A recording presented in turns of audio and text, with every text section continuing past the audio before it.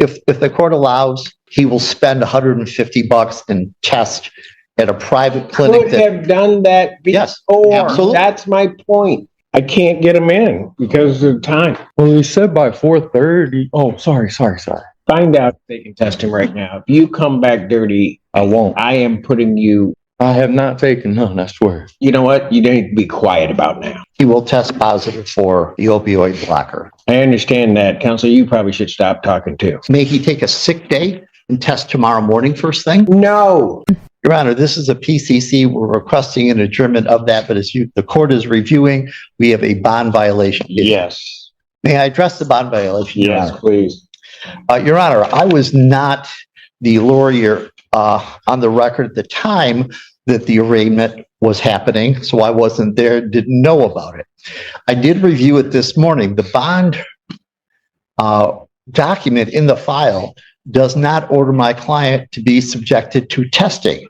It tells them don't do drugs. Now, I don't plan to use that. Well, but counsel, go ahead. You can. I don't plan to use that as my want, but go ahead. Not a problem. Judge, the problem is really the past and going forward. He tested positive for a drug which is a opioid inhibitor. That, of course, is a drug you cannot get and you cannot take if you are taking opioids because the combination of the two is likely to kill you. He has a prescription for that. So the funny sounding buprenorphine. Yes, he has a prescription for that. He today can pull out of his pocket a copy of his pill bottle showing his prescription. Well, he told about grabbing it out. So, Judge, I have that available to the court. He's on Suboxone. He is. Okay. But you're saying he didn't know that he had the test? No.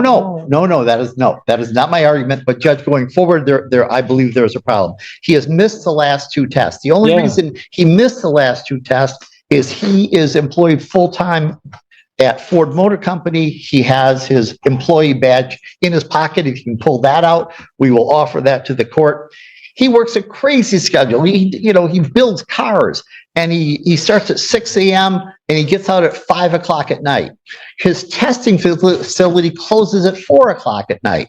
He's been there 5 years, but he doesn't have the sort of seniority to grant flexibility. So we apologize for missing it. So this morning, when I had no idea that there would be a bond violation. What was the other drug, the amphetamine? That was the initial time, Judge, and he's absolutely guilty of that. That was the first time he was ordered to test. Yes. Since then, he has not taken any of that stuff, and he will test negative today. Well, there are two things. One, he had THC in his system. Yes. Whether he took it or not, he doesn't get a card till the next issued the next day. Yes. He also has abnormal creatinine, which is a problem because that usually will appear in rare circumstances, but typically when somebody's trying to mask. So Judge, if I may, he absolutely flunked your first test, no question about it. But that was the first test, and since then he has been clean. He missed the two tests. I don't know how you say that. He took one other test, yes, and then didn't test. Yes, that's. Your Honor, may I say something? I just wanted to say something on my behalf. Go ahead. I live in Wayland. I work in Wayne. It's a 2-hour drive. I drive literally 4 hours a day back and forth to go to work and get back home. I work till 5 o'clock. I called my probation officer. I want to test. It's not that I'm trying to get away from testing. It's impossible when it's at a time I can't get there. And I don't want to lose my job because that's some benefits for the kids. I mean, it's a rock in a hard place situation. And I'm just trying to figure out the best way to move forward without losing. Did you talk to your attorney about testing closer to where you are? No, Judge. I had no idea there was a problem. But I will say this. When I found out this morning there was a problem, I called testing facilities. Yes. And I found places that have more relaxed hours. They also charge $130 to $150 for a test. At the moment, your court's charging them $12. And I mean, that is. I don't mind paying the money. It's The facility closed at 4. I just get off at 5. I have no issue testing, Your Honor. I really don't. Well, when I look at this, you sit up here telling me you don't have an issue testing. I've got 2 missed tests. Correct. I have an issue I just, because of the time, Your Honor. That's it. I'm hands down. It's just because of the time. And I'm not saying, I'm not trying to skate. It's hard. It really is hard to get out of my job. It's an assembly line, so they can, I understand how. I want to fix this. I do. Well, and I don't know why somebody's not contacting the court or somebody prior to us getting to this point today. And when you know you haven't tested. Sorry, Judge, I read the email this morning. I had no idea there was a problem. And it would be one thing if all that was showing up in a system is Suboxone, but that's not everything that's showing up in a system from the initial test. I really don't have much for August. I'm sorry, I didn't. I don't have testing for August. I mean, Yes. effectively, I don't have it. The whole month. Understood. He doesn't test.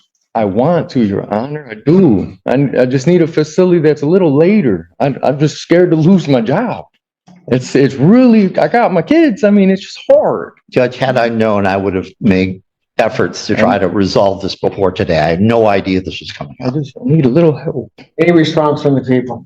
Your Honor, I'm trying to sort it out. My concern stems from the fact that this offense date was July 2nd of 2024, where the defendant was arrested in possession of 56 pills of Adderall, which will show up in his system as amphetamine.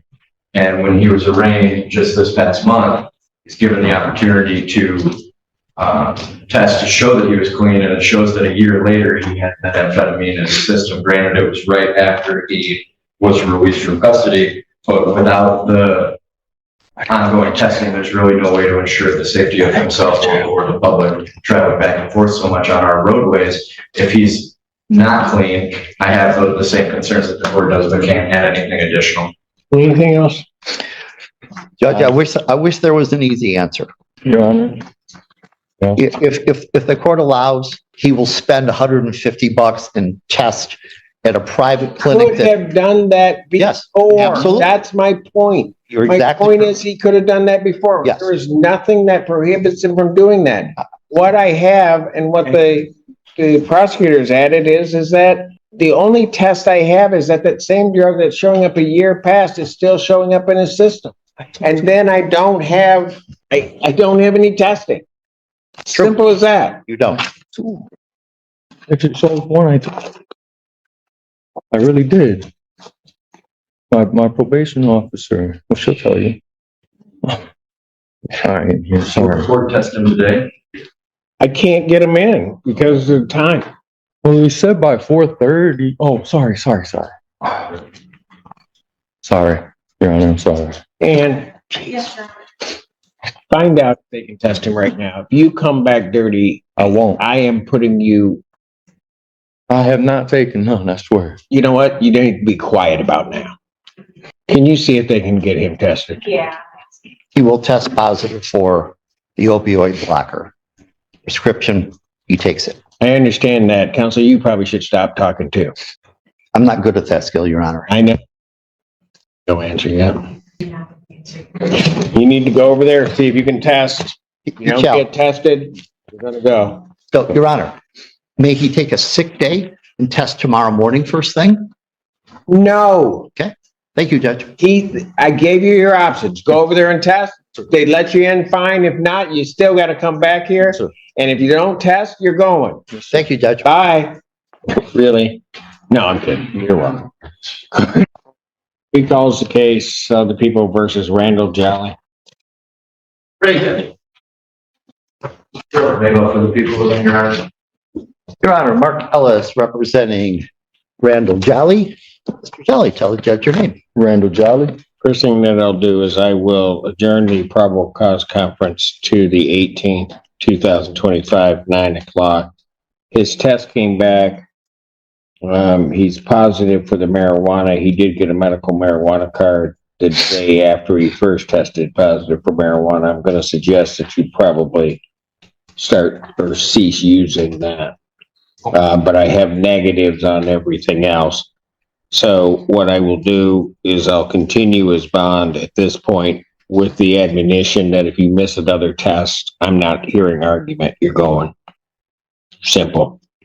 And then the other portion of that is that I will allow defendant may test. What county is that? If you live in? Allegan, Alleegan. I'm a Michigan resident. I'm sorry. He may test in Allegan County at an approved facility by the Community Corrections. Apologize, Your Honor, may I have the PCC date one more time? Is the 18th. Your Honor, His test results, he must sign a release so that his test results are sent to Community Corrections. Your Honor, if I may, first of all, thank you. I appreciate it. My condolences on this docket of yours today. Judge, in the interim, my client contacted his boss at work. It is possible that he can test at the Ford Motor Company. Evidently, they have those facilities in some way. If that can be arranged, is that good enough? That as long as Community Corrections will approve the testing and the manner of testing, I'm not so concerned. But those results must be released to Community Corrections so that they can be reported to the court. So he'll have to execute the necessary releases. I'd be happy to do that. Do we have any idea who I would contact at Community Corrections? I do not. So what I suggest is you call over there, indicate his name. Yep, very good. Thank you, Your Honor. Today we find ourselves inside Judge Simpson's courtroom, and from the very beginning, it's clear this is one of those hearings where accountability didn't just arrive late, it almost didn't bother showing up at all. The atmosphere is already tense, the kind of tension that settles in when the court has seen this routine play out one too many times. The defendant walks in with confidence he hasn't earned, carrying a pocket full of excuses after missing a court-ordered test, treating it like a dentist appointment he forgot to cancel rather than a legal obligation tied directly to his freedom. Instead of addressing the problem immediately, before it spiraled, he continued living his life as usual, apparently hoping the judge would simply forget that testing wasn't optional. That strategy works about as well in court as ignoring a parking ticket and praying the city suddenly develops mercy. Judges don't operate on vibes or good intentions, they operate on compliance. Court orders are not suggestions, not recommendations, and definitely not flexible guidelines. Ignoring them is one of the fastest and most reliable ways to burn through a judge's patience. So now the question hanging in the air is simple but serious. Is this a case of genuine hardship, or is this someone gambling that the court wouldn't call his bluff? Let's dive in.